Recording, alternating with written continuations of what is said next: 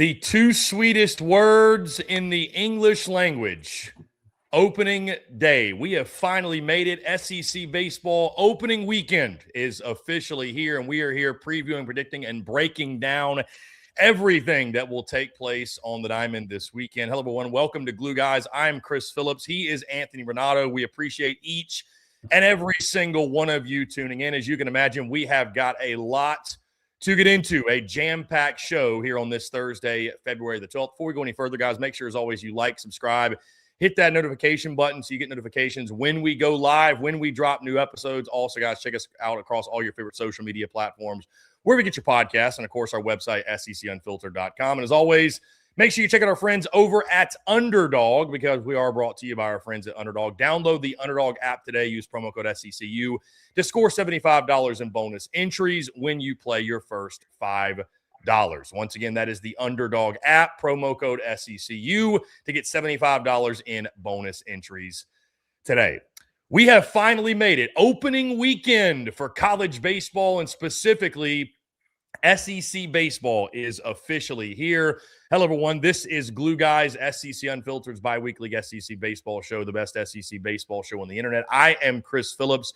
Joining me, as he always does, 2009 national champion, former LSU Tiger, and former big leaguer, Anthony Ranaudo. Anthony, we're going to break down the opening weekend. We got some big-time, high-level series this weekend. And, again, it's opening day. It's opening weekend. We finally made it, my friend. Super excited to finally talk about the baseball on the field with you. Anthony, as always, it's a pleasure, my man. Really, really excited, man. Let's do the damn thing. Dude, I'm so excited. We've been waiting for this forever. And I'm so grateful for the Shriners, right? Like, we get, exciting top-level matchups right away. We get to find out what teams are about, what guys are really dudes right away, what guys did their off-season prep, right? What coaches had their guys ready. So, I mean, some teams are thrown right into the fire. I'm excited, man. And, yeah, so let's chop it up. I'm excited. Are you going to Arlington this weekend? I am not. So, funny story on that. I will be in Arlington end of this month. In case you guys have not seen, we've actually partnered with those guys over at the Shriners Children's College Showdown, the Amagi Bank College Baseball Series as well. We've just essentially been promoting. Obviously, we've had some ticket deals. So, I will be there end of this month when Tennessee, Mississippi State, and Texas A&M are there. I believe that's weekend number 3 in Arlington. Nice. This weekend, actually, funny enough, Anthony, Saturday, I am flying to Vegas for a that's wedding. Right. I remember you saying that. That's right. Yeah, I'm going to Vegas for a wedding, believe it or not. Right. So, wow. Yeah, it's going to be I've got a crazy. And then you're doing our show on Monday from Vegas, right? Yes, 9 a.m. in Vegas. Nice, so it's going to be very, very interesting. Listen, I'm not going to let Las Vegas stop me from doing the show. We're not going to let in the travel, by the way, stop us from doing Friday night spikes or getting anything in between. So really, really excited. That's going to be a very interesting time. By the way, I want to get this out of the way because I know my guy Chinook is in the chat, obviously. And again, guys, we are taking your questions, your comments, along with breaking down the opening weekend, everything from the Shriners Children's College Showdown, all of these opening weekend series. We're going to touch on each and every single one of them. I see our guy Hilton Ladner. He says, woohoo, Hail State, baby. Hail State getting the first comment of the day. John Bro says, go Tigers. My guy Chinook, he was pulling for us to be late. How dare he? Chinook, I want you to know, Matt, the reason we were 2 minutes late. You want to know why? I was on schedule. I was on time.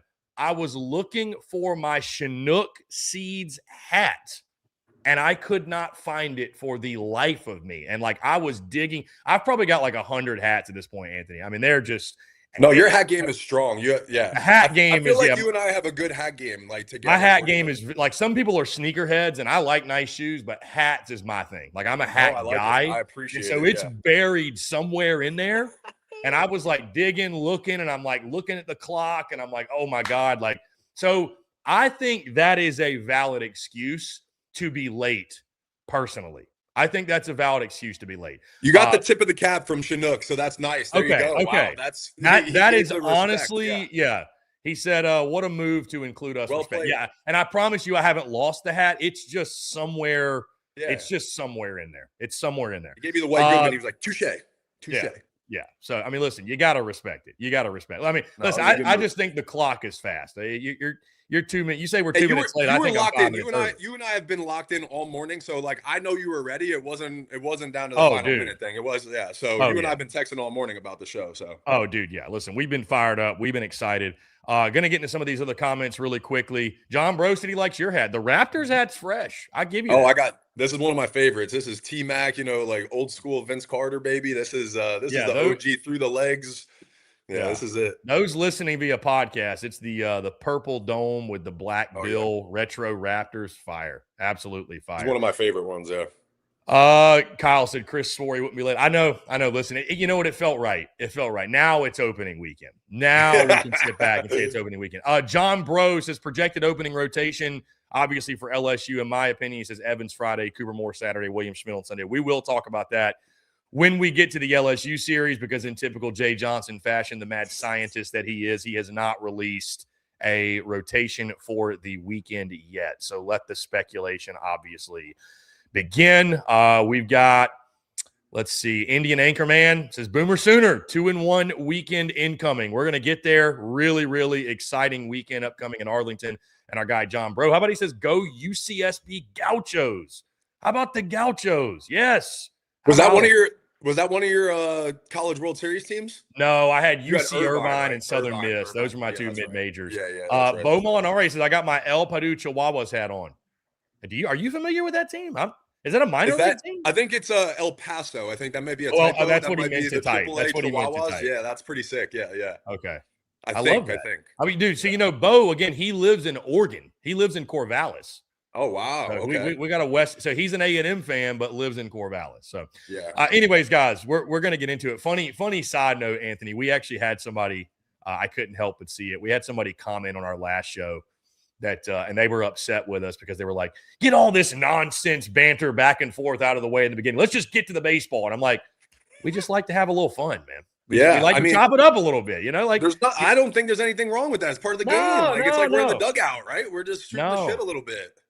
Not at all, man. Listen, you got to get yourself ingrained in the show, and then you hit the ground running. So, on that note, guys, tune in at like 12:15 or 11:15 Central, and then you can get your baseball. Listen, you can't please everybody, man. On that note, guys, a couple quick housekeeping items. Number one, very proud to announce, I've been talking about these podcast feeds for forever. We are officially on Spotify. Glue Guys is on Spotify, so if you want to listen to the podcast version of the show, you can get it there. Apple Podcasts is still processing, but within the next, I would assume, day or two or a couple of days, that feed will be up as well. Again, I know this is obviously YouTube's kind of taken over, Anthony. It's all digital now. But if you do want to get us on the go and you want to get us via podcast, go look up Glue Guys. Subscribe today. I'm going to be reminding you and bugging you until you do so. So make sure you find us, hit that subscribe button. So again, you can check us out via podcast as well as YouTube. Also, guys, of course, don't forget tomorrow night, Friday Night Spikes, the first one of the 2026 season, will be live at 8:00 Central. Dare I say, it's the best live game day show in college baseball. There is. I'm excited. Everybody's been asking for college game day for college baseball, folks. This is as close as you're going to get. I mean, really, truly. So we're going to be live tomorrow night. I think it's just going to be us and Anthony to get it going. Down the road, we're going to have special guests. We've already had people that have agreed to come on the show. It's going to be really, really fun. It's going to be a great season. Like I mentioned, Anthony, my travel schedule the next month is crazy. So get this. I'm going to Vegas this weekend. That trip is Saturday through Wednesday because the wedding is on Tuesday. Okay. Yeah, that's wild.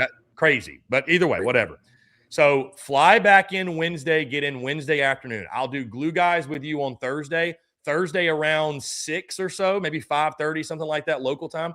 I will fly to Jacksonville for the Jacksonville College Baseball Classic. So not even basically 24 hours later. I'll be in Jacksonville through the weekend, through Sunday, and I'm staying late so I can watch all the LSU games. I will have that following week at home, but then Thursday I'll fly to Arlington for that tournament that weekend. I get back on Sunday night late, and then Monday, which will be the first week of March, and it will not interfere with Glue Guys, by the way. Monday afternoon, I'm flying to Breckenridge, Colorado for a ski trip. So holy shit.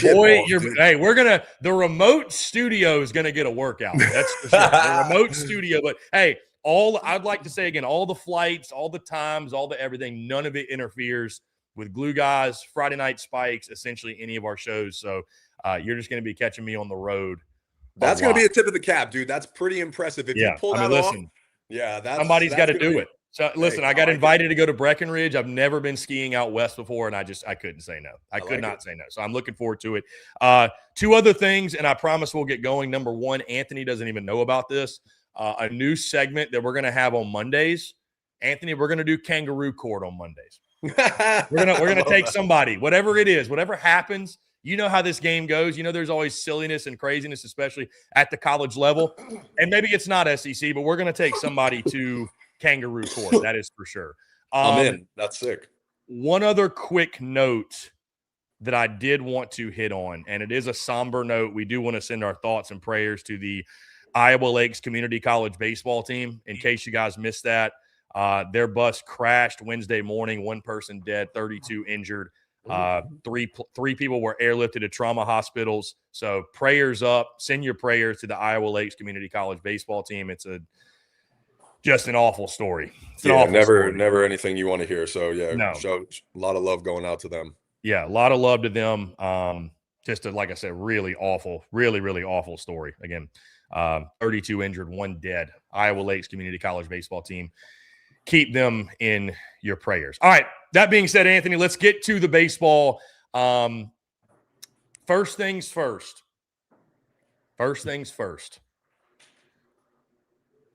I do, as Chris Phillips, founder and owner of SEC Unfiltered, with the power invested in me, I do hereby declare this officially the first lip pillow of the 2026 college baseball season.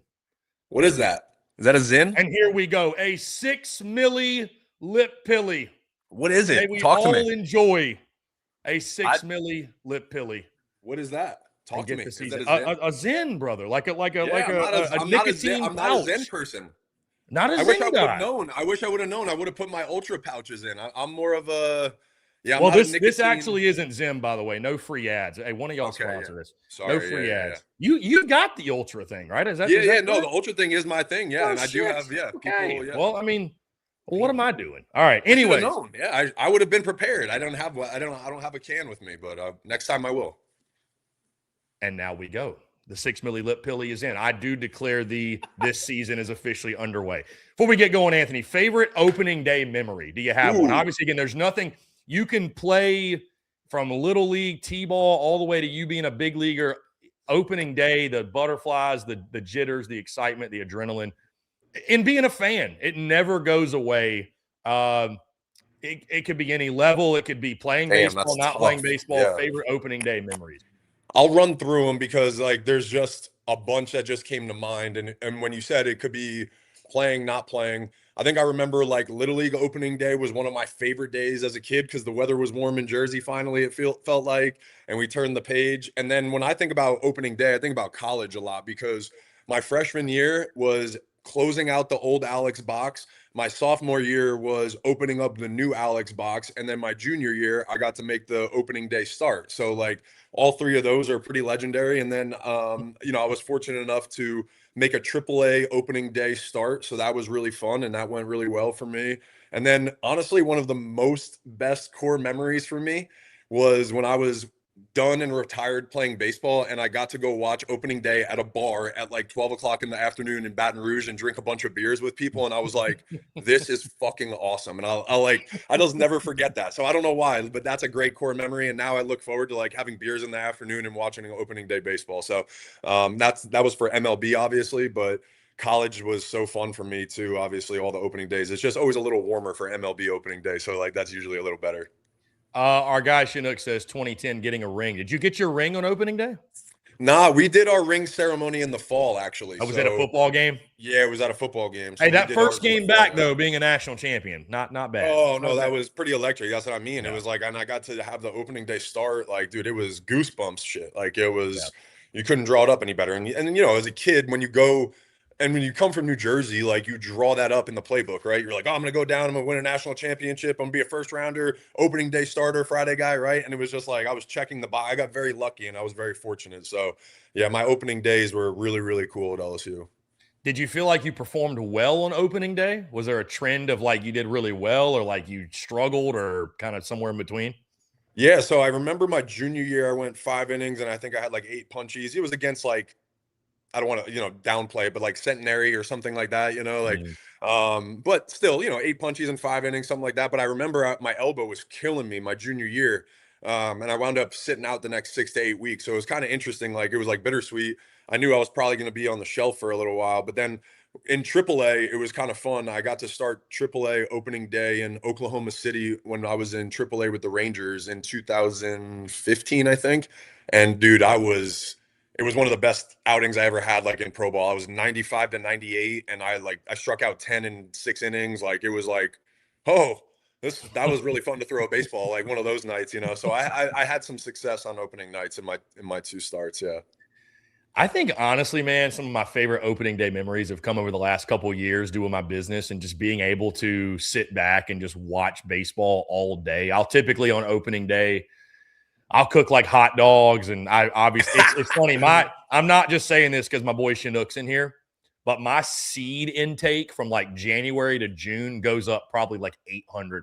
Like I'm not really a seeds all year guy, but dude, when I get the baseball itch, like when it gets close, I'm just eating seeds around the house. But tomorrow I'll probably consume over under, probably set it at like 5.5 bags. Oh yeah, me too. I'll just be hammering them. I'll be through probably those skinny ones like so yeah. easy. Yesterday we had a marketing meeting and I crushed one in our marketing meeting in like 40 minutes. It was crazy. Yeah. Yeah. No, it's awesome, man. But yeah, dude, we've got baseball starting tomorrow at 8:30 a.m. Central in Puerto Rico, Wake Forest and Houston. Get it going. But again, we're here to talk about the SEC, Anthony. We've jumped around it long enough. Let's get into it because we have got a jam-packed weekend. Like you said, shout out to these folks putting on these tournaments because it used to just be everybody was just kind of playing their non-conference, whatever. Now we've got some really, really big showdowns, and obviously we'll get into all of the other non-conference series, things we're looking for, maybe who's on upset alert, who should be wary this weekend. But obviously, Anthony, we want to start with the Shriners Children's College Showdown down in Arlington, Texas at Globe Life Field. Beautiful ballpark, by the way. I'm sure you have been, but amazing venue. It's absolutely awesome. The field officially consists of the Arkansas Razorbacks, the Oklahoma Sooners, the Vanderbilt Commodores from the SEC. Then you've got Oklahoma State, TCU, and Texas Tech. So a really nice SEC Big 12 mix here, if you will. Diving into the rotations, Anthony, really quickly. Arkansas is going with Gabe Gackle on Friday, Hunter Dietz on Saturday, Colin Fisher on Sunday. Vandy going Connor Fennell on Friday, Austin Nye Saturday, Nate Taylor Sunday. Oklahoma is going Cameron Johnson Friday, LC Mercurius on Saturday, and Cord Rager on Sunday. TCU, Tommy Lepore, Mason Brassfield, Trevor Baumier, Oklahoma State. They have not announced a starting rotation. I know their ace, Hunter Watkins, actually went down for the season in the fall. Freak PFP injury, if you can believe that. And then Texas Tech, they haven't. Yeah, they said a freak. He tore his ACL doing PFPs. That just. Oh no! The baseball gods are against you if something like that. Oh happens. My god! You hate to hear it. Brutal. And then Texas Tech going Jackson Burns, Lucas Perko, and Connor Mohan. It starts on Friday, Anthony. We got Oklahoma and Texas Tech at 11 a.m. Vandy, TCU at 3, Arkansas, Oklahoma State at 7. Saturday, we get Vandy, Texas Tech at 11, Oklahoma State. We got Bedlam in baseball at 3 o'clock, Arkansas, TCU at 7, which will be a great game. Sunday, Vandy, Oklahoma State at 10:30, Arkansas, Texas Tech at 2:30, Oklahoma, TCU at 6:30. So I know I just threw a lot at you. Let's talk about the SEC team specifically. Let's go team by team. We'll start with Arkansas. They get Okie State, TCU, and Texas Tech. That TCU game is obviously, I think, the highlight of the weekend. The TCU Horned Frogs are picked by many to go to Omaha. They're one of the favorites, obviously in the Big 12. They are preseason ranked number 10 by D1 Baseball. But from the Arkansas side of things, Anthony, what are you looking for specifically? I think the low-hanging fruit here, I'm really interested to see. You get that Friday night game. What do we get from Gabe Gackle? I think that's going to be the big question. He was a guy that was electric out of the bullpen last year. He lost this Friday spot last year because of his struggles early. You and I have talked. We know he has the stuff. He's got the ability to be an All-American caliber pitcher, first rounder. Can he harness it? Can he put it together? This is a big first start for him. Absolutely. That's the biggest thing that we're looking for, right? And against a team that's got some question marks going into the year, you want to see him go 5 or 6 strong. Like, I think his pitch count is going to be obviously what they're going to monitor. And then obviously the stress on those pitches are going to be what determines whether he goes 5, 6, and maybe 7, right? If he's cruising absolutely through 6 and he's got, 70 or 80 pitches, you let him maybe go out there since there's not a lot of stress. But guy that was a reliever last year and then is going to be expected to make a jump as a Friday night guy, you're definitely going to monitor that pitch count and watch the stress early on, even though you'd like to see him go out there against an OSU team that is going to be a good team this year, right? I think they went like 35-25 last year, 30-25, but I think it'll be a good test for him. And that's going to be like where it's not like, hey, we're throwing you fresh into the Sharks, and you got to go face a high level SEC team and that kind of stuff.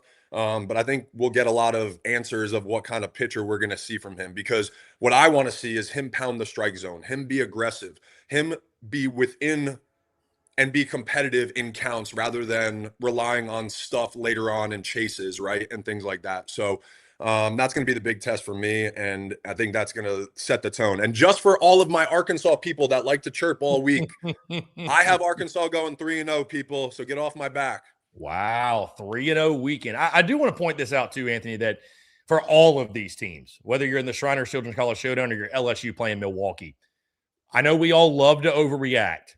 I would encourage you not to do so, because I'll tell you this, Anthony, I was at this tournament on opening weekend last year, and I saw Arizona look like hot dog water. I mean, they looked – I walked out of that. They literally fell out of the top 25. I think they went 0-3 that weekend. Looked terrible. And then that team ended up going to Omaha. So, like, exactly. We're going to learn some things about all these clubs, especially these that are going to be tested out of the gate. Let's try not to draw conclusions immediately, because these teams are obviously going to evolve. They're going to grow. And again, like I said, that Arizona 100%. Team looked terrible. They looked awful coming out of the gate, and they ended up going to Omaha and being obviously one of the favorites now to go back. Certainly, they're one of your Omaha 8 picks to go. Excited to see the rest of the rotation, obviously, with Dietz and Fisher. Vanderbilt's another one. They're really interesting to me. Again, they get TCU right out of the gate. So Connor Fennell, I know that's a tough you're the one, guy. You're the guy, Connor Fennell. Out. He was fantastic last year. Let's see what he can do. Kind of a quirky, funky dude, but he was very, very effective last season.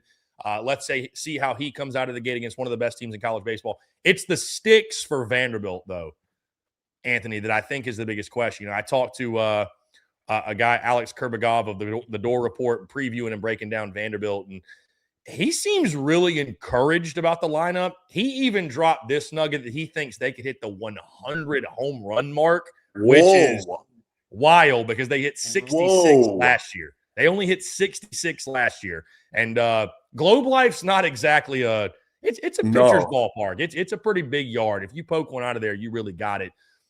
But I think for Vanderbilt, we expect them to pitch. Do the sticks show up? Do we see some encouraging signs of life? Jason Esposito is their new hitting coach. Does it look – Jason Esposito is their new hitting coach? Jason Esposito is their hitting coach, yes. All right, well, that Tim Corbin, makes me feel Tim Corbin, even better. Whether it was a mutual parting of ways or he fired him or whatever it was, they moved on from the previous hitting coach after last season. They brought in Esposito. Do we see the Esposito effect take root immediately? We expect Vandy to pitch. It's all about the sticks for them, I think, this weekend. Can they come out of the gate hot? Yeah, I didn't know that Espo was him and I played together growing up and on some travel ball teams. That's so cool. And then cross paths, obviously, in college. So that would be interesting. That's an interesting development for me. I'm high on this Vanderbilt team. Remember, I kind of told you that. I was like, they were one of the teams that could have helium, even though I picked them wherever I picked them in my preseason. And it is because of some of their pitchers and their starting rotation and that development. And then for things like that, their upside of the hitting, right? If it comes through, I think they can do some damage. Now, I will say TCU has a stud Friday night guy, right? They have a guy named Tommy Laporte. Yeah, exactly. Yeah. He's going to fill it up. He's going to throw mid. Yeah, exactly. He's going to throw mid-90s, and he's going to punch out a lot of guys. So I don't think there's going to be a lot of runs scored in that first game, but I think Vandy, could edge them if Finnell comes out and does his thing. And then we'll find out what their bullpen looks like, because I think it's going to be a tight game, right? So we'll find out who Corbin has in his high leverage situations early on. And that's the fun part about the season, right? Because we can make all our speculations all we want about what guys did in the fall and what they did over the summer. But right now we're going to find out, probably in a low scoring game, in my opinion, just my opinion, that could be like one of those situations we find out who the high leverage guys are early too. Yeah, Tommy Lepore for TCU last season, 90 and a third innings pitched, 88 strikeouts, just 27 walks, 8-3 with a 3.09 ERA. So that battle between Lepore and Finnell going to be one of the most fun ones of take the weekend. under. Yeah, take the under in that game, whatever it is. Those two guys toeing the rubber.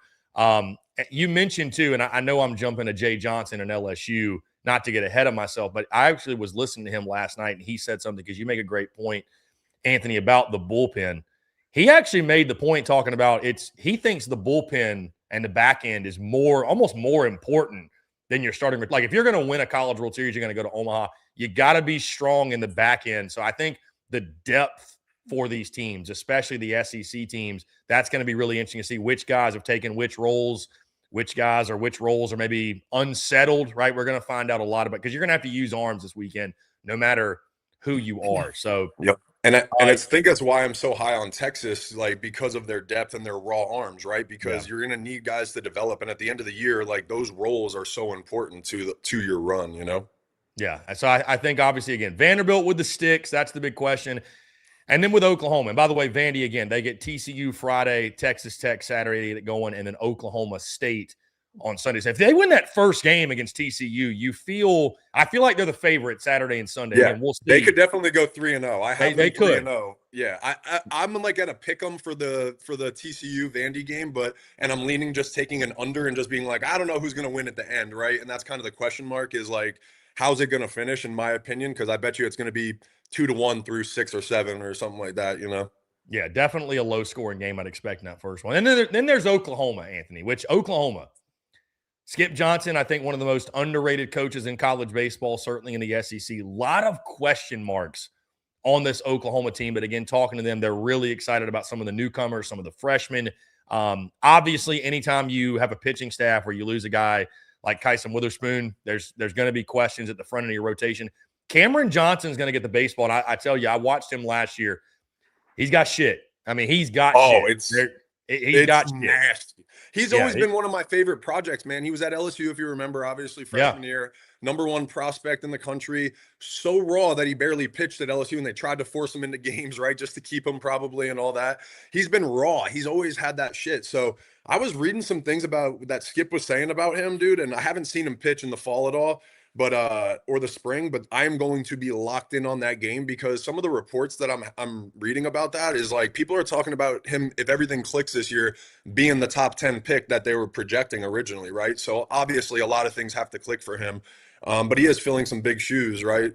Following up in Witherspoon, and I think that we're going to find out a lot of answers in that game tomorrow, and I'm going to be locked in, because that kid to me is so intriguing. And if he can go out there and fill it up and be throwing mid-90s from the left side, that could be interesting. And then, you see that the coaches picked OU to finish 14 in the division, but there's a lot of love for OU and their talent and their recruiting class, and Skip Johnson's given a lot of praise to that recruiting class, right?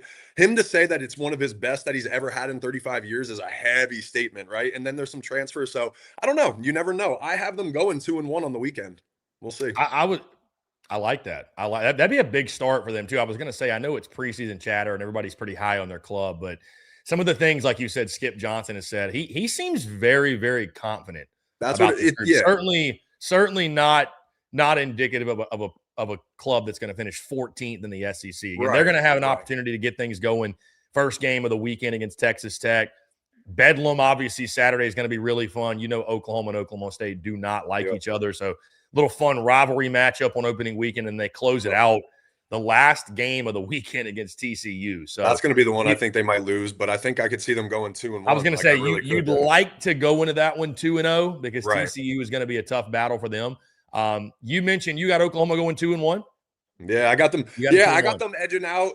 Like I think I was a little nervous about Tech, but then I was doing some reading and because I think Tech's going to have a good year this year. I think they're going to have a bounce back. They got a lot of transfers, JUCO guys. That coach has been there for a long time, and then obviously they have some resources that other schools don't have, right? So that I'm sure they paid some kids to come.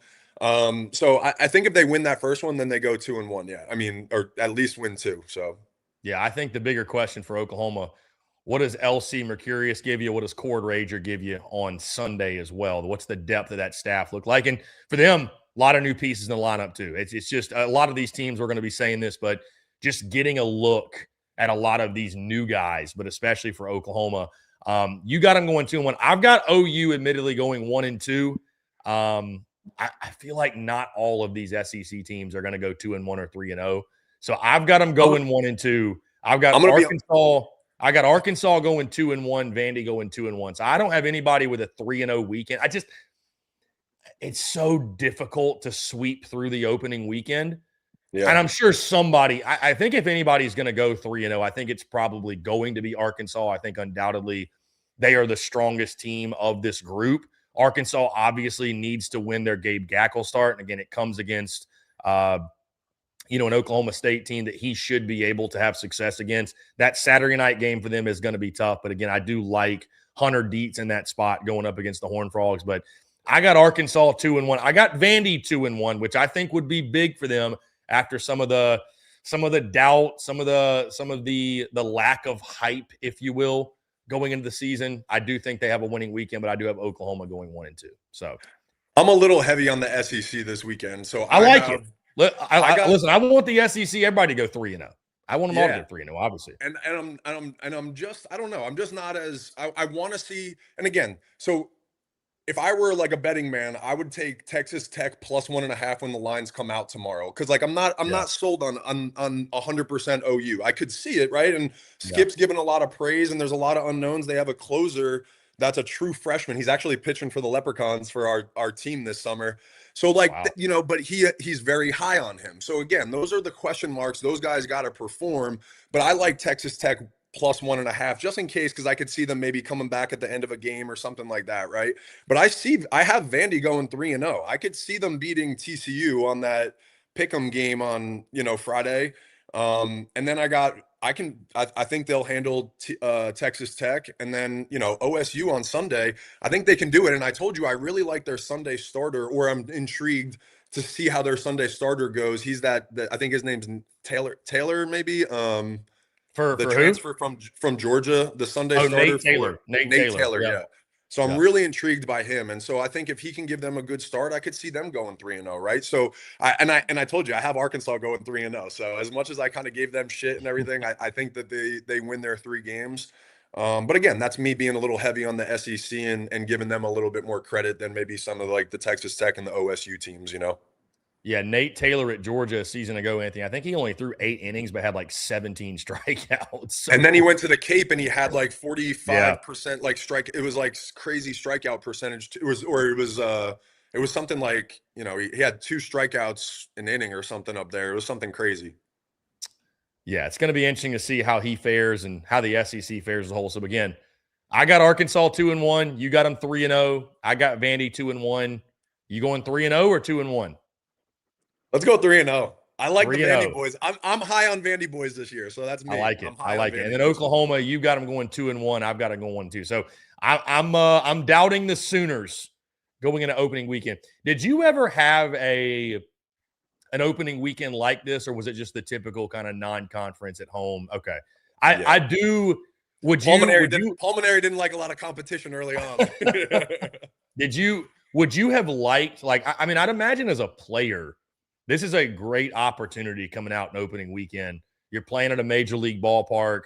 Obviously you're just excited to not go against your own guys, but you're going against high level competition. We're talking about a couple of these teams could potentially end up in Omaha.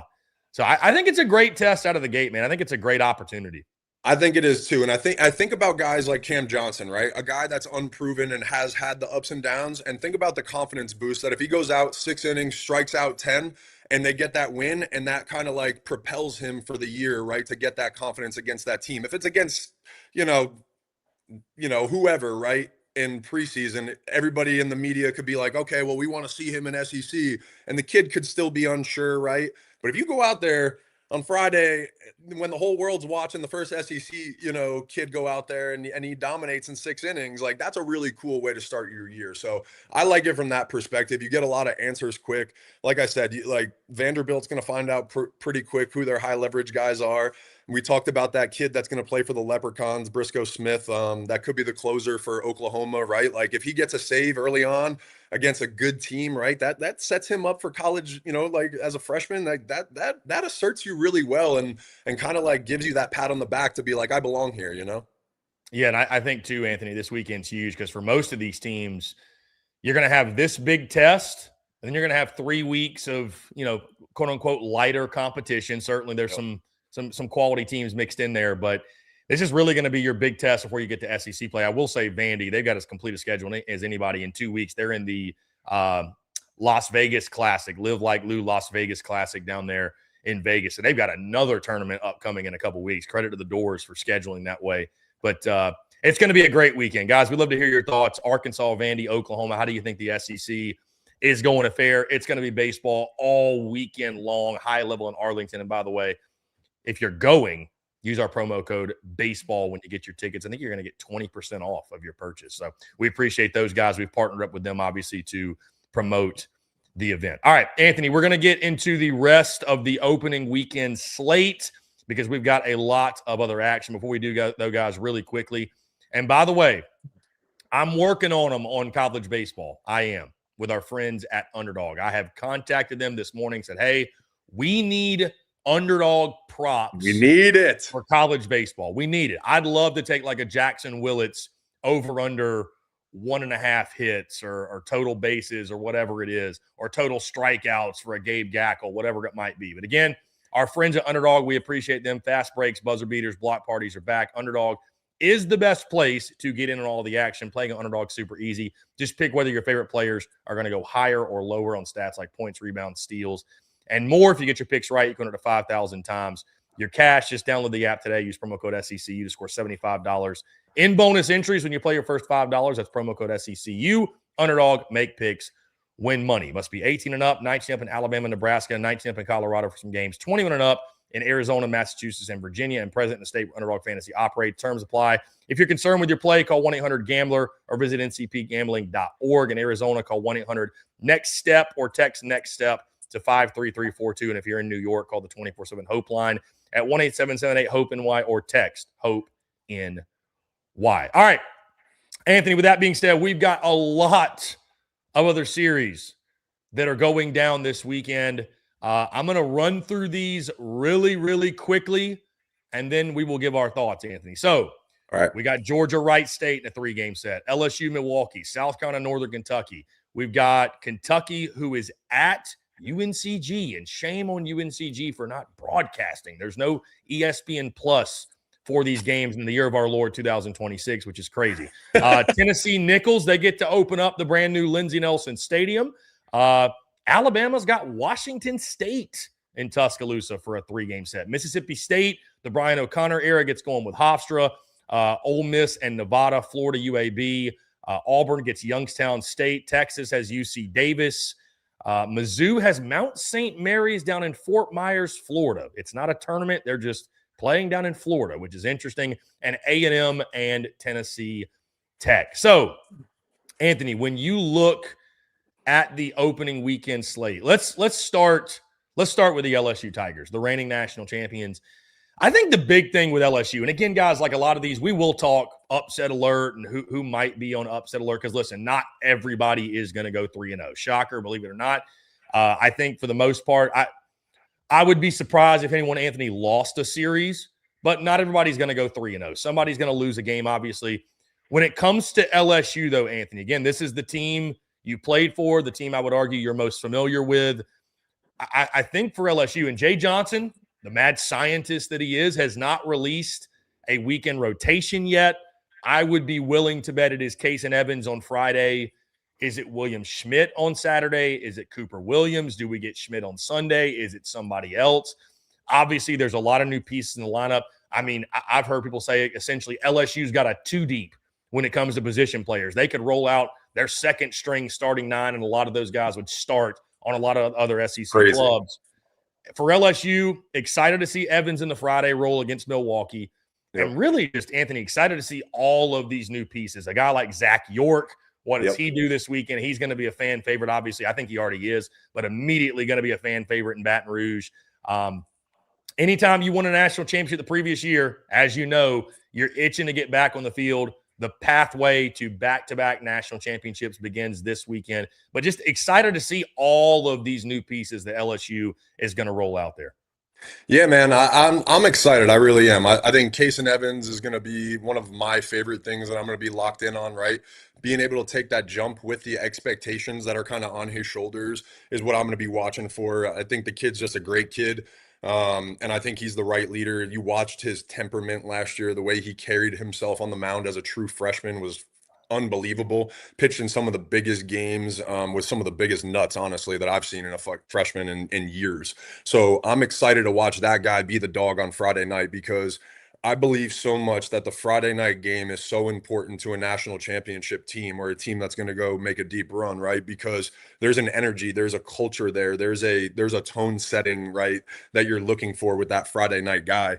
So that's kind of what I'm looking for from Kason Evans. And a guy that was a reliever that has nasty shit, like, I want to see him come and attack these guys from Milwaukee, right? Like, he's going to face a team that's been inside all year, and I want to see him fill it up. I want to see him throw quality strikes, and I want to see him be aggressive against that team and not nibble, not miss outside the strike zone, and set that tone for the whole weekend that, hey, motherfuckers, we're coming at you, right? Like, this is what we do. This is how we do it, and I'm the guy to lead us that way, right? So that's the first thing that I'm looking for. And then the next thing I want to watch is, like, how Jay manages his rotation. I think he's going to split up him and Schmidt, in my opinion, put the lefty in the middle. And then I want to see kind of the high-end bullpen pieces where he puts people. I think Maverick Rizzi is obviously one of the biggest names for me that's going to stick out, right? He kind of has that ability to be the Chase Shores type, the big 6'9" guy that throws 100. I feel like that's easy to compare him to Shores.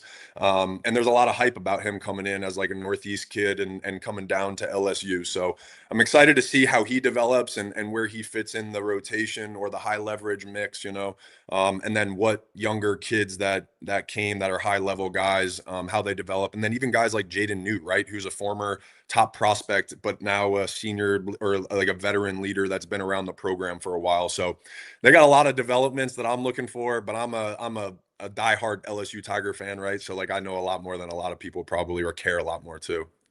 Yeah, Cooper Moore, by the way, not Cooper Williams. I apologize. Oh, shit. That name. It's Cooper Moore. I didn't know if I said it. Sorry. No, you're good. That was on me. No, Cooper Moore, Saturday or Sunday, I'd imagine. Obviously, I'm excited to get a look at William Schmidt, man. He was a guy that last year came in with all the hype and the buzz, and it's weird to say he, quote unquote, struggled. I think obviously harnessing it, finding the zone, consistently throwing strikes was a thing last year that I would expect him to make the big jump. I mean, he did go 7-0 as a freshman. Even I forgot that. When I was looking at the records, I was like, the kid went 7-0. I think the kid had a successful freshman year. I know he did. I think struggle. He did too. Yeah. He definitely struggled, and there was times that things were exposed, right?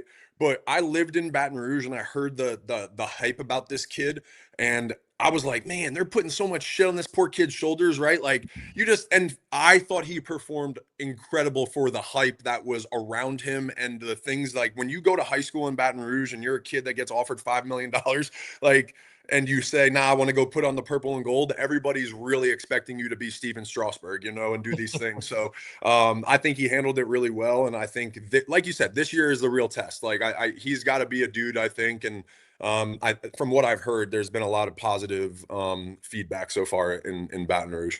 Our guy, Mac Anthony, I do want to point this out. 5 games in 6 days for LSU, in case you forgot. By the way, we have Monday baseball. We'll talk about it on Monday. Oh, it's LSU, great. Kent State on Monday, and so Arkansas and Tarleton State on Monday as well. So how about that? We're really getting spoiled when it comes to coming out of the gate with the SEC. I want to jump to Texas, because I thought what was really interesting, and a lot of people I think noticed this, Dylan Volantis is in the weekend rotation, but he's not starting on Friday. If you saw that, Anthony. Ruger Riojas. I did not see that. Riojas is getting the Friday start. Luke Harrison Saturday. Dylan Volantis on Sunday. I want to ask you, because obviously there's a transition going from bullpen to weekend rotation, especially the Friday night guy. If you tried to get in the head of Max Wiener or Jim Schlossnagle or that coaching staff, why do you think Volantis on Sunday? Do you think it's like an effort to ease him into the rotation? Is it just guys won jobs and he ended up in the Sunday role? Like, because I know that's something, again, a lot of Texas fans are left scratching their heads. Yeah, that's interesting. I didn't see that coming. I might text Nolan after and just see if there's any insight into it and just find out. But I guess my speculation would be kind of what you said was ease him into that rotation, right? Especially early in the year. We talked about that as like a reliever going into a starter's role. You know, if you can limit innings in the beginning part of the year or manage innings at least, right?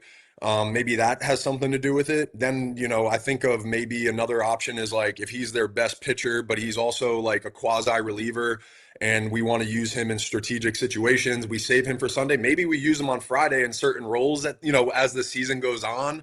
I don't know, because like Lewis Coleman for us was kind of that role where like he was available Friday in case of an emergency or the right situation, right? And then he often started Sunday, and we didn't need him on Friday or Saturday because we had some really solid starters. And then he would start sometime Saturday, start sometime Sunday, depending on the weekend situation. So I don't know. Maybe that's a fluid thing that they're doing. I don't know, but it's pretty interesting for sure. And I would definitely, I kind of want to check in and find out why it is. Yeah, it's going to be interesting. Obviously, I mean, I'd expect Volantis to throw well. Hey, I'll tell you this though. UC Davis is no slouch. Like, that's actually going to be a pretty good series in Austin. 100%. That is one I can definitely see. You know, you look at the teams who's potentially going to go 2-1, not 3-0.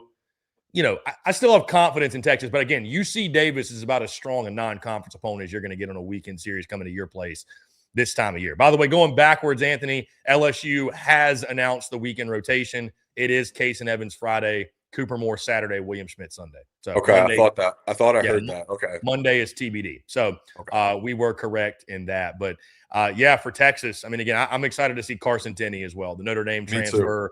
Yep. But again, UC Davis, they get the Friday night game, 6:30 local time, first pitch. UC Davis is not to be messed with. They are not to be messed with. That is a quality opponent coming into Austin. Should be a fun 3-game series that weekend. Mississippi State. I want to jump there really quickly. I mean, I feel like about them, man, it's about probably just handling the emotions. That I'll tell you this, that's going to be as electric a ballpark on opening weekend for Hofstra as you are ever going. That place is going to be jumping. So, you know, I think we look at Mississippi State. They're going to be the favorites, obviously, to go 3-0, as they should be. Excited to obviously get another look at Ace Reese, who I think should be one of the favorites to win the Golden Spikes, one of the most electric players in the SEC. But for Mississippi State, Anthony, and everybody's dealing with this, right? The emotions of opening weekend, because on opening day, and again, I was listening to Jay Johnson last night, and he said this: what happens on opening day? Guys can get a little outside of themselves. Everybody's trying to throw 100. Everybody's trying to hit a 600-foot home run. It's like, hey, stay within yourself, play your game. It's still baseball at the end of the day. So I think for Mississippi State, it's just going to be controlling the emotions. Everybody's fired up, the start of a new era. But if Mississippi State, which I expect them to, stays within themselves, I think they're going to have a lot of success. Excited to get a look at those arms, too, especially that freshman who throws like 103 that decided to come to school. Going to be really fun to watch him deal. But getting have they announced their rotation at all? They have. I can get it pulled up here in just a moment. But I'll let you talk on Mississippi State while I get this pulled up. Yeah, Ace Reese is one of the things that I honestly think he could be in that conversation. Obviously, he's in the conversation for Golden Spikes. But I think, you know, I was in the comments with somebody that I was going back and forth with on Rock, however you say his last name, from UCLA, right? But I think Ace Reese can be in that conversation as like a guy that challenges him for one of the best position players, him and Justin LeBron, and then the Bell kid from Kentucky, right? So I want to see Ace Reese come out and be that leader for this team with new, you know, leadership and coaching, you know. So I want to see him get off to a hot start. And then, yeah, obviously Jack Bauer is something that I'm really interested to see. I've been talking about him, and but again, I've always been really impressed with a lot of the reports from fall and even preseason that you have a 6'4" freshman lefty from Chicago that makes his way to school that turned down $8-10 million, whatever, right?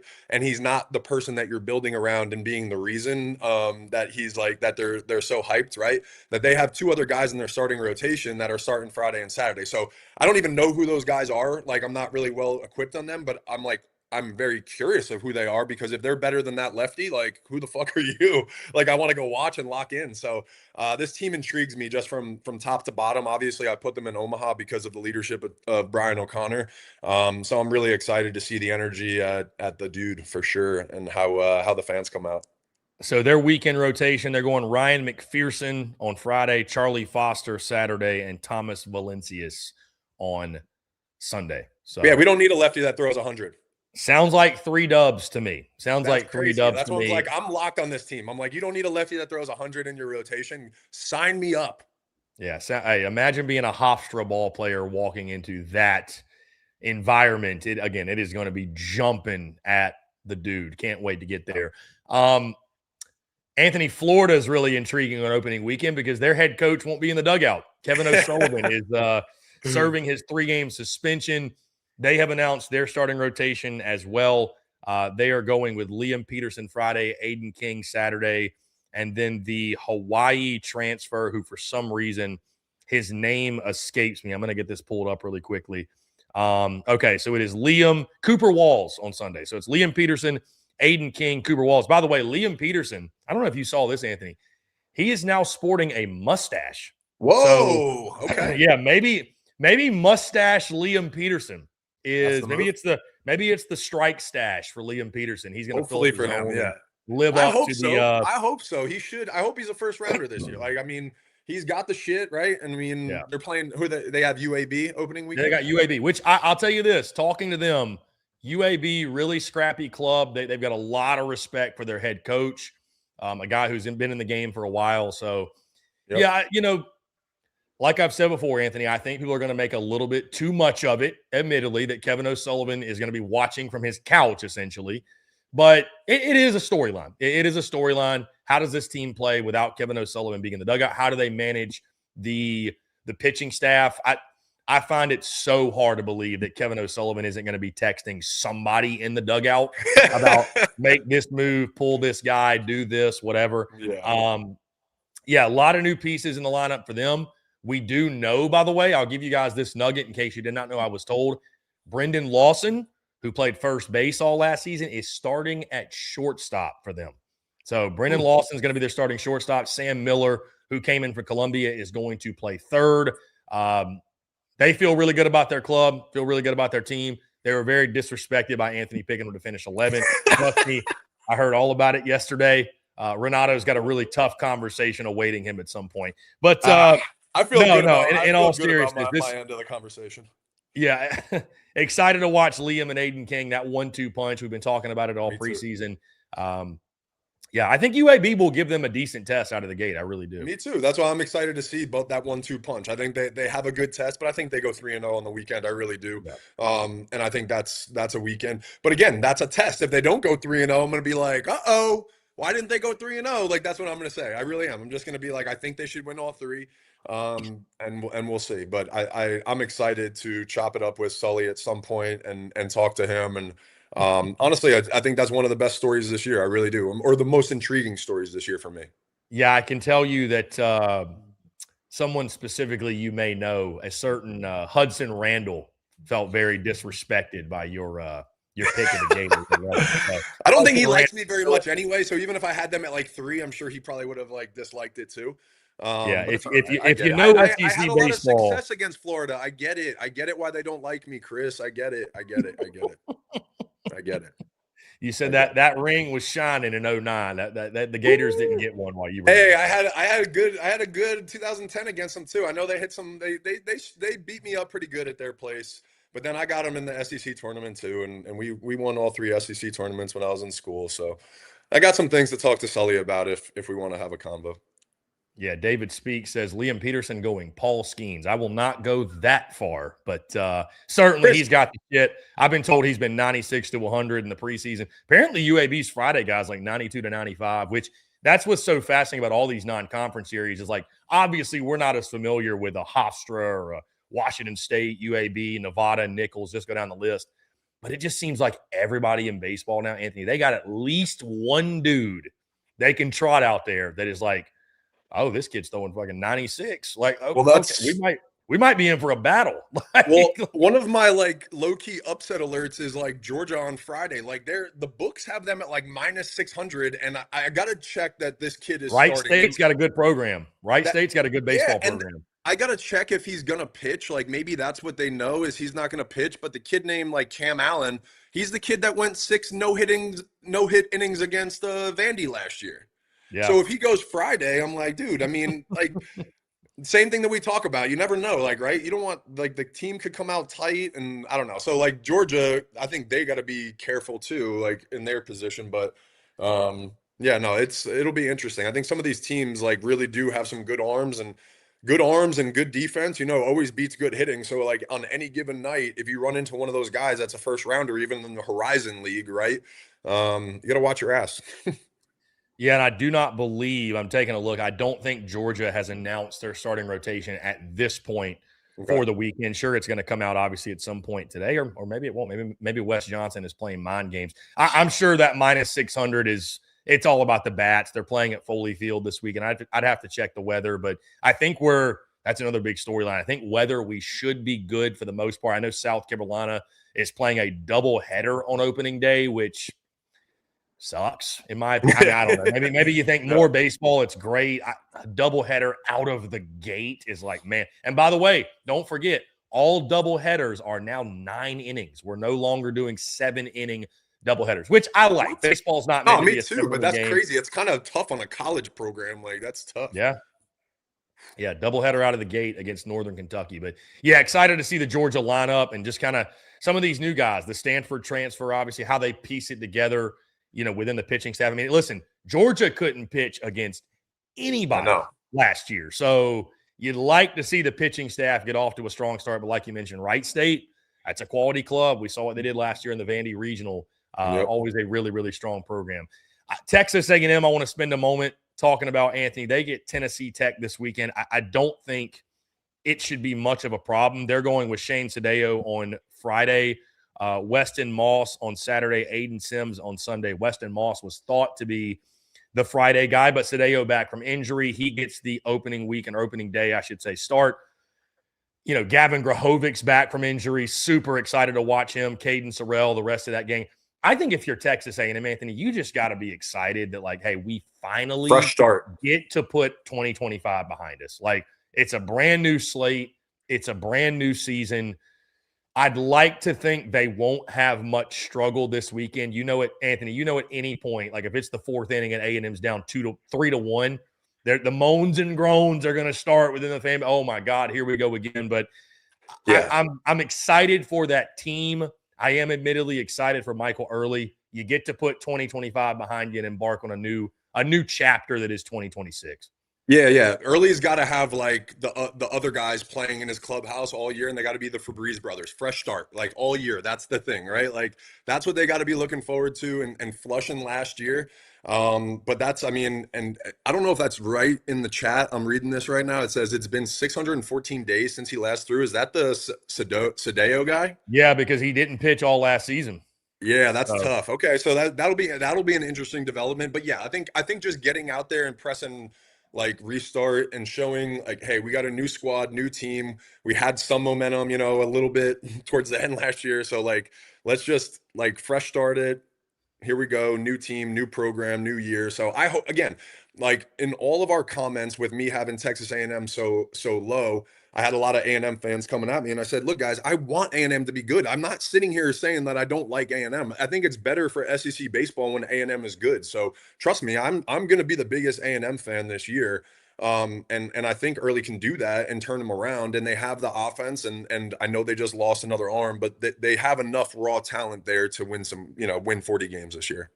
Yeah, they do. I mean, the lineup, especially if the pitching staff can come together, I think A&M certainly can be one of the surprises of the league, finished top half of the league, and they were picked to finish 13th in the SEC. They're much more talented than 13th, but 100%. After last year, you just got to go on the field and prove it. I mean, that's the bottom line. I mean, it starts this weekend for the Aggies. Tennessee, another big storyline, life post Tony Vitello. Anthony, I caused a bit of a stir this week.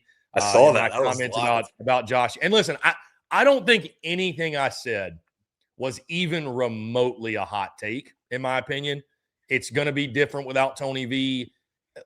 I'll tell you this, no matter who took the job, 5 straight supers, 3 Omahas, a national title. Heck, even if Tony V was there, they're probably due to take somewhat of a step back. But you always had like we've got Tony Vitello. It's like LSU with Jay, like we got Jay Johnson. Hey, we could get out of the gate.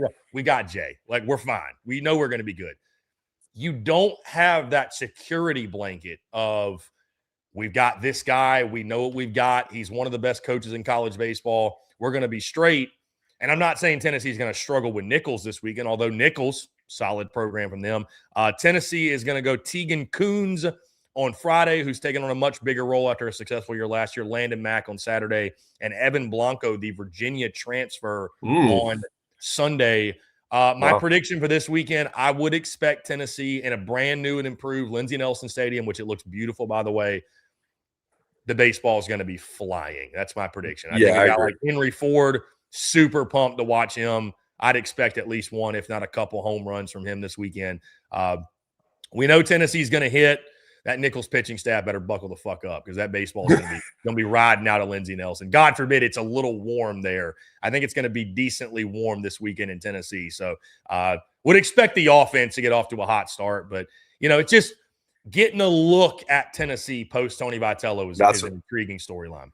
That's what I want to see. I want to see the energy. I want to see the team, right? How they come out, because that's the biggest thing. He was an energy guy, right? He had his dudes playing their asses off.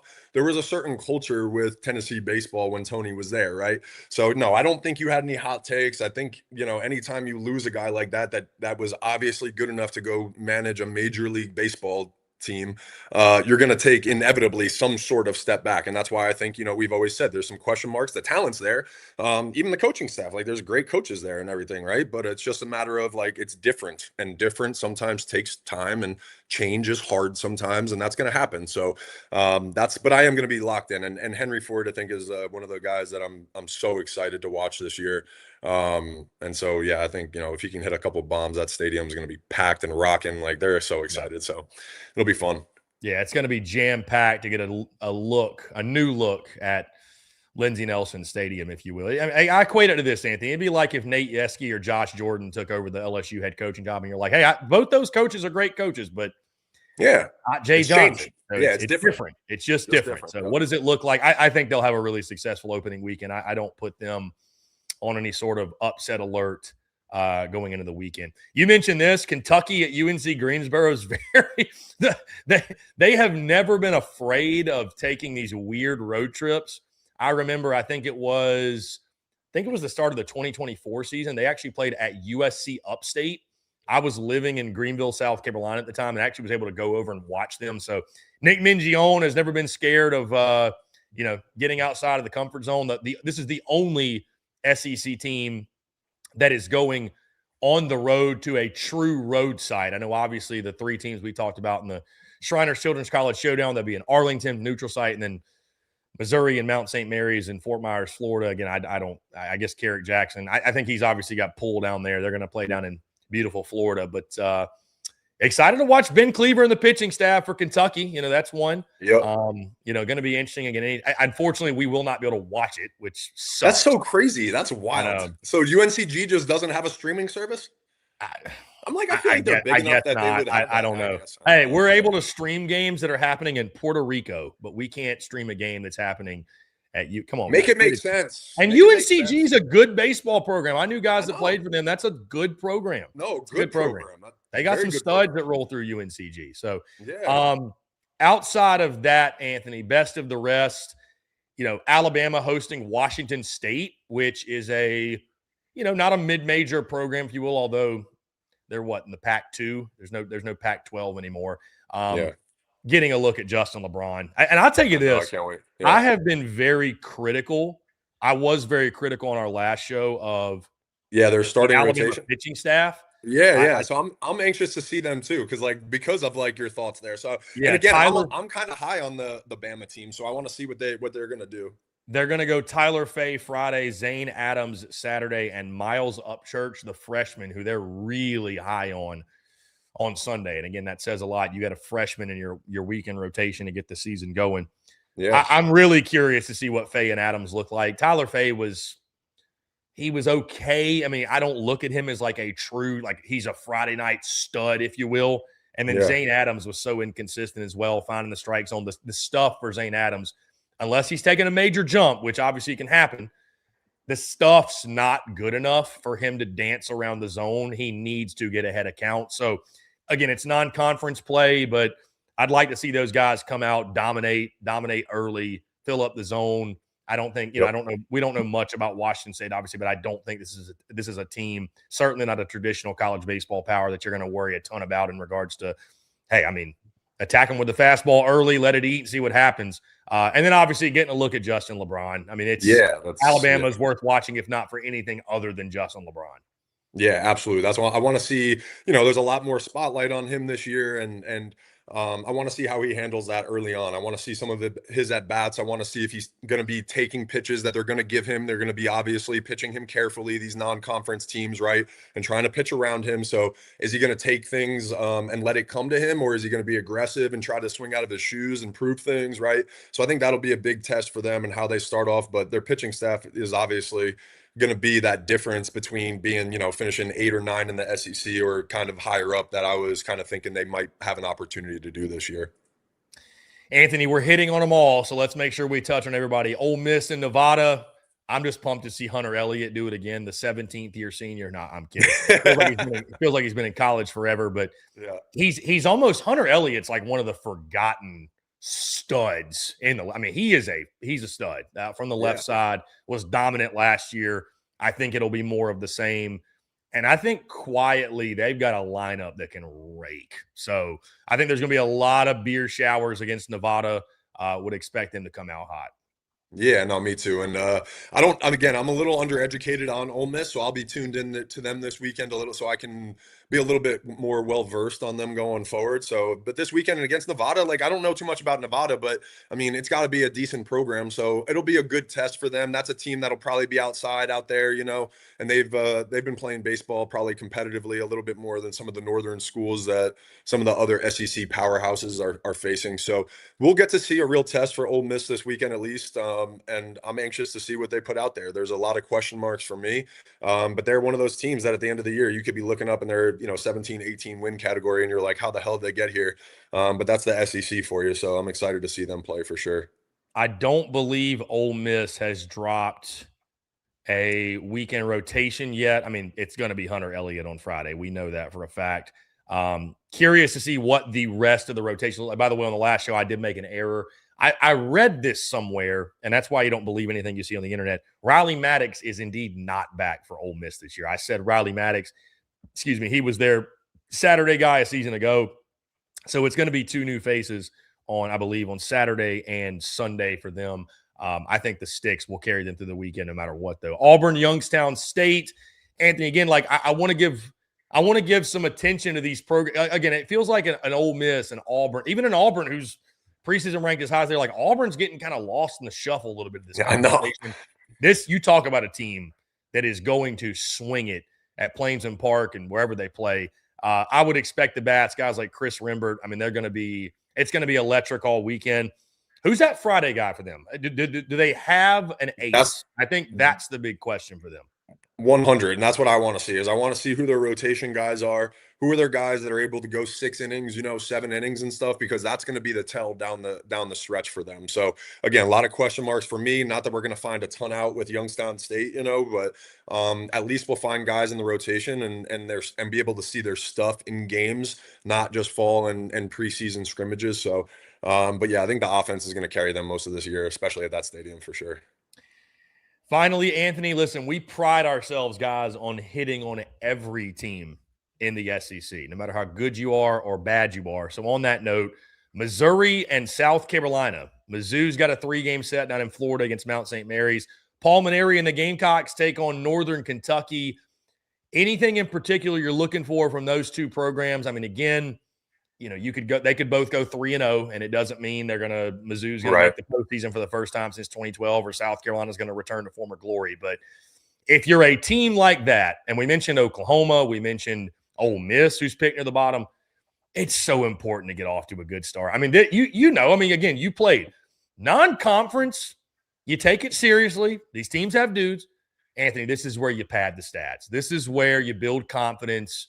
This is where you want to come into SEC play hitting 400 or having a sub-1 ERA, because when you get into SEC play, that's where the men get separated from the boys. But for both these programs, especially a South Carolina, if you're going to overachieve, if you're going to have a quality season, especially there's obviously more pressure on South Carolina than there is Mizzou, because it's just so well understood at Mizzou that it's such an uphill climb. I mean, they went 3-27 in conference play last year. It's going to be hard for them to not get better. But South Carolina is very intriguing just from the standpoint, it's a big year for Paul Mainieri. And I'll tell you this too, Anthony. Here's the thing. And there's some other teams, obviously, that have some quality opponents upcoming, but not looking too far down the road. But, brother, here, and I know you can speak to this too, because you played in the big leagues where it's a 162-game season.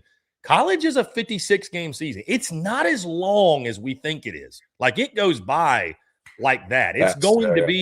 We're going to be talking about, hey, SEC tournaments in a few weeks, not that long from now. Not to make you guys sweat. I know the season's about to start, but if you're a South Carolina, dude, you got Clemson in 2 weeks, 2.5 Yeah, they got to weeks. start. So yeah. You got to figure shit out now. You got to get this figured out now. And they got to win. Like you said, every game to them is so important, it really is, because of that gauntlet of the SEC schedule. And you got to pencil in probably 20 losses for those teams in the SEC, right? So if you want to have a chance at the postseason, you have to damn near win every one of your preseason games. You cannot give the committee any reason to squander at your RPI, right? Especially against these teams. So you got to win these games, and especially when you're at home, all of it, right? It all matters. So I'll be looking, because again, Northern Kentucky, not going to be a terrible program. So again, you got to be sharp, but you got to come out. And I know Mainieri, he did this shit with us when I was playing all the time, right? He does a really good job of making sure you never take any opponent, no matter where they're from, too lightly at all. So I'll be looking for him to have his boys ready, but that injury bug is kind of deflating for a team when you lose some of your dudes so often, right? It's just a gut punch after another. So it'll be definitely interesting to see how they come out, but I'm looking for them to go 3-0 on the weekend, both of them. Northern Kentucky, by the way, the 2024 Horizon League champions. So that's what I'm saying. I'm that's what I'm saying. It's not a bad program. I know that they give Kentucky fits, it's a rivalry, I'm sure, but that's a good program. So it's not going to be a cakewalk this weekend by any means. Do you know Northern Kentucky's mascot, Anthony? No. Their Norse is their abbreviation on their logo. I think they're the Spartans or the Titans or something. Okay. I don't really know, to be honest with you. Chat, what do we got? Somebody's got to know that. Somebody has to know this. People love mascots. I have a buddy that can literally spit out every mascot of every college. People love mascots. They know there's got to be somebody that knows. This is why Google was invented. They're NKU, they're Norse. I think it is the Vikings. The Vikings. They are the Vikings. Why NKU is Norse. There's a whole article, and I'm not going to read this whole thing. A Norseman. They are a North Germanic ethnologistic. I'm just a that's here. Residing in what are known as the Nordic countries. Also partially found in modern day Scandinavia. I wonder why Northern Kentucky. I wonder why Northern Kentucky is taking that pride in that. I mean, for real, bro. I really didn't have any idea. All right, before we get out of here, Anthony, let's play a fun game. Who's going to be on upset alert this weekend? And when I say upset alert, I'm not saying who's going to lose the series, but who should be on alert that could at least lose a game. I mean, again, I don't think this is a bold prediction. Everyone outside of the Shriners, I think, is going to win the series. I do. I would be, not a good sign if you come out 1-2. Not a good sign. Not a good sign. But you know as well as I do, when you go 2-1, in these non-conference weekends, people freak out. They do. They're Oh, they're yeah, gonna freak 100%. out. There's something wrong. What's wrong? Yeah. What's yeah. wrong, right? What's wrong? Yep. How'd you lose a game to that team? Yep. We're so and so. We shouldn't. I'm telling you, hey, listen, I'm gonna put Texas on upset alert. Whoa. UC Davis is good, dude. Yeah. I'm not, and again, this is not saying they're going to lose the series, Right. I think they could lose a game. I think they could go 2-1. Texas, do not fuck around with UC Davis. I'm telling you, UC those West Coast programs. The West Coast plays some good baseball too. Just saying. I believe that. I believe it. I believe it. My upset alert, I think, would be Georgia. I think that Wright State could definitely win a game this weekend. Especially with, I think, like I said, I've been high on Georgia, so it's probably ironic to say this, but I'm high on Georgia because I'm expecting their starters to do well on Saturday and Sunday, right? But that's also what I'm expecting, and if that goes completely wrong, Wright State will be there to happily win a game at Foley Field, So like, I don't know. So that's one for me. I'm gonna go out there, and this is gonna sound crazy. And I'm not saying this is going to happen, but I would not be surprised if LSU lost a game out of those 4 games this weekend. I'm not saying it's because of there's just a lot of question marks. It's, a lot of expectations. There's going to be and mixes in there, just different scenarios and things like that. So with a Monday game too, I don't know. So I wouldn't be shocked if LSU was 3-1 after Monday. Just saying. Kent State's a quality club, by the way. We'll talk about it more on Monday. That's what I mean. Kent State's a quality club. I don't know much about Milwaukee, but I will tell you, if you want to see a meltdown on social media, let LSU lose a game to Milwaukee. And that's why I'm hesitant to say it right now, because I think even my LSU people will roast me for even thinking it and like speaking it into the atmosphere. But I'm not saying it's going to happen. I'm just saying I'd be like, yeah, who cares? They lost to Kent State. Like on Monday, that's how I would respond. I'd be like, guys, who cares that they lost a game? Like it does not matter at all. So I don't know. What's funny? Get out of here. Look at this. People coming at me. What's funny? Hey, I know. We see Trader in the comments. Trophy Mom says Trader. Trophy Moms. Incredible YouTube username. Trophy Moms with the picture. Brand. You should go check it out. All the with the picture, by the way. Chinook says somebody pull the mask off AR, the current Scooby-Doo villain. Calling 2-1 for LSU. Here's the thing. God, I'm not calling for it. Listen. Chinook, though, our guy Matt, he can respect it because I've had conversations with him off the record that were about, hey, I'm always doubting LSU. I'm not picking because he's like the reverse jinx guy. So I think he understands what you're doing, right? And Chris, you got to keep the boys hungry. You got to keep them hungry.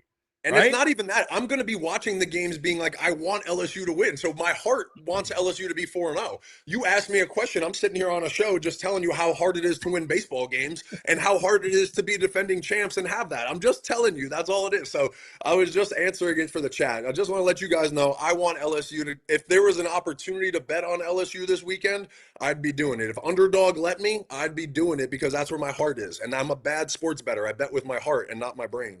On this note, we're going to get into the questions. I will say this, though, Anthony. Did you guys ever lose an opening day game at LSU when you were there? I wonder, somebody in the chat would know, when is the last time LSU lost on opening day? And, I mean, I've obviously been a fan of a team that did, and we've all seen teams. There is no worse feeling than losing on opening day. Like, people are coming at me in the chat. You spend all these months looking forward to this. You spend so much time looking, and you could go on to win it all, but like losing on opening day, it's such just a. And I'm not. That would be like the Shriners Children's College Showdown's one. Yeah, that doesn't count. You're playing a tough team, but like if you're playing one of these, especially when you're at home, oh my god, that's what I mean. I'm sure for a player or a coach, you're like, bro, we really just lost on opening day. That's if you're like, if there's a bad omen to start a season, that's it. You're just like, oh boy, this is not going to be good. Yeah. Maybe we're not who we thought we were. Yeah, maybe we're not. Maybe we should man in the mirror moment, Hey, this isn't scary or anything. Carl Dunn says, I will find you, LOL. Carl the cat. He's the man. He's one of the legendary LSU fans. He's the best. Is he really? Oh, he's the best. It's all love, Carl. You know I'm a Tiger fan at heart. It had nothing to do with LSU wanting to lose. You know that. All right, let's get into some questions. Obviously, there's a lot of Anthony Ranaudo, LSU chatter, AR becoming Tiger baits. This guy. I know. I was so nervous to say it, Chris. I was so nervous to say it. Hey, our guy Wes May says I could see Nevada taking 2 of 3 from Ole Miss. Good program. Hey, that would be if one of these teams loses 2 or 3 again, the meltdown that you are going to see is going to be pretty crazy. Wes May says Wright State is good enough to steal. And I agree. Yeah, I mean, you already mentioned it. That's a really, really good program. They're not going to be intimidated coming into Athens. They've played in these big-time environments before. They've played, again, in regionals and postseasons. They are not going to be intimidated at all. Guys, again, leave us your questions, your comments. We'll take a few before we get out of here. Let's see. Yeah, Carl Dunn said, what's up, Anthony? Yeah, love it. Thank you, Randy. Appreciate you, Randy. Yeah. Bo Monari says, I wonder if Schloss stops by the graveyard for old time's sake. Do you know that story about Bo would know the full story, but the Cliff Notes version, essentially, he went to the graveyard to meet with Chris Del Conte, the AD at Texas. This was 2024, and like in April, he met with Chris Del Conte at the graveyard and talked about, hey, I'm going to leave A&M and take the Texas job. So that's a little that's a Cliff Notes version. Yeah.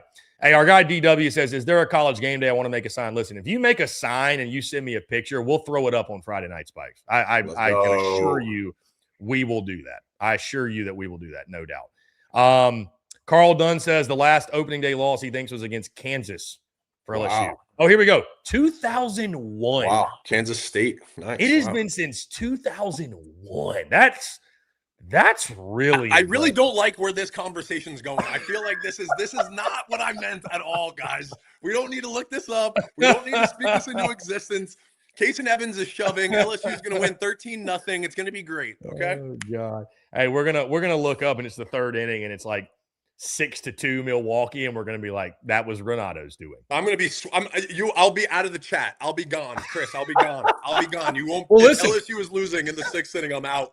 By the time we get Friday Night Spikes, the game's gonna be over. So you just got to live with. Oh, that's right. That's right. Because it's an afternoon game, right? Yeah. Because it's an afternoon game. So, right, yeah, Chinook, A-Rod is back. The A-Rod for Texas, not the Alex Rodriguez for the New York Yankees, Texas Rangers, et cetera, et cetera. Apparently, he's down 15 pounds and is going to play shortstop for Texas. I did see that. Really, really cool. I think he's going to have a monster sophomore season. Winning Forever 29 says, go Gators. Yeah, go Gators. Should be a fun wow. LSU won it in 2000. So they won it in 2000, and then in 2001 they lost. Wow, the stars Chris, are what aligning. Did you do to me? Why did you do that? I know you're going to clip this and put it all over social media too. I'm going to be roasted. I'm going to lose my LSU card. I just encourage everybody to watch the entire show. Trophy Mom, I will leave the box crying Friday night. Y'all check. We won't do that to you, Trophy Moms. Don't worry. No need to cry. Don't LSU's going to be fine. LSU, hey, I'll go out on a limb and say I guarantee it. Maybe I shouldn't do that. They're going to blame now you see, look, this is just going down the wrong road. This is going down a bad place. Oh man. Bro. It's going to be a fun weekend, man. Again, a lot of great baseball. We're just excited it's back. Again, we're going to be here every Monday, Thursday, 11 a.m. Central to break it all down. Friday Night Spikes is going to be absolutely electric because essentially 90% of these games are going to be done. So we'll be able to talk about it, recap, break it all down. And unless y'all got anything else, we will. Chat's going at me. Love you guys. I will say, and Sully's going to hate me for this. I think you kind of have to put Florida on upset alert. I do. No Sully in the dugout. UAB is a quality opponent. You know, I could see them lose. I mean, again, I already got enough fighting words with Sully, so I was like, I didn't need anything else. The Arkansas fans came at me. Now the LSU fans are going to come at me. Oof. Yeah, listen, it's somebody's going to lose a game. Not everybody's going 3-0. It's just the reality. Somebody is going to lose a game, and you think it's crazy until it happens. I remember. I think it was 2020. Anthony Emerson Hancock was the Friday night guy for Georgia. I'm sure you know that name. Stud. I mean, he's a stud. Nasty shit. Seattle Mariners. And, dude, he got lit up. Like, I remember he threw like 4 innings, get like 8 runs. You're like, what the fuck is going on? Baseball's a crazy-ass game, man. It's a crazy-ass game. Yep. Round ball, round bat. Bo Molinari, last one here. He says, y'all are too high on Florida and Kentucky. All right. I mean, we'll see. We're going to find out now. We're going to find out. Somebody came at me and was like, when was the last time Kentucky finished near the top? And I was like, bro, did you know they won the league 2 years ago? They won the league 2 years. That's what I mean. I was like, they went to the College World Series, homie. Just Google it before you say some dumbass shit. Like, come on. Yeah. They literally were co-champions with Tennessee in 2024. Yeah. But, I know. whatever. Yeah. Crazy. All right, Anthony, let's get out of here. Really, really good stuff. Like I said, guys, we are super fired up if you can't tell. Opening weekend is officially here. Opening day, again, it's one of the best days of the year, whether it's college opening day, professional opening day, high school, whatever level you're at. Opening day is opening day. It is awesome. It is awesome. I'm so excited, Anthony, that you and I, we have finally made it. Glue Guys is going to be locked in with you all season long, Mondays and Thursdays at 11 a.m. Central is where you can catch us live. Of course, you can listen to the podcast. We're officially on Spotify at Glue Guys, iTunes, and Apple Podcasts will be up very, very soon. And Friday Night Spikes tomorrow night, 8 o'clock Central. Anthony Ranaudo's Friday Night Spikes debut. I'm fired up. Let's get it. Let's get it. You're going to have some fun with that one. You're going to have a lot of fun with that one. I can't wait. All right, guys. And by the way, one last thing I will mention. And Anthony, I don't know if he knows this. I think I did tell you. When we get to conference play, we'll start throwing out pick'em graphics, which will be a lot of fun. We will have those on the show.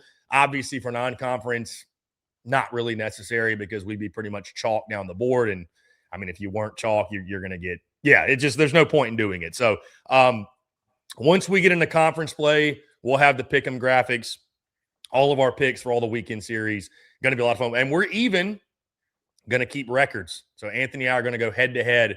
Who can get the most right throughout the 2026 SEC baseball season. So I like it. Guys, we really appreciate you all tuning in. This is a lot of fun. We're having a blast doing it. We appreciate y'all and hope y'all are having a blast listening to us and tuning in every single Monday, Thursday. But until tomorrow night on Friday Night Spikes, again, we appreciate y'all as always. Like, subscribe, hit that notification bell. Make sure you check us out wherever you get your podcasts all across your favorite social media platforms, as well as our website, SECUnfiltered.com. Make sure you follow Anthony Ranaudo at Anthony_Ranaudo. He's been engaging with a lot of you in the comments, which I love the fact you love the banter, Anthony. Thank God. Oh, I love it. It comes with the territory. So y'all go chirp Anthony Ranaudo on social media. I'm at CPhilly19. You already know the drill. Stay tuned. Everything we're doing, obviously, content bleeding out of the eyeballs. So, for Anthony Ranaudo, I'm Chris Phillips. This is Glue Guys. We appreciate each and every single one of you tuning in, and we'll catch you all tomorrow night. Yeah, see you guys tomorrow. We'll see you.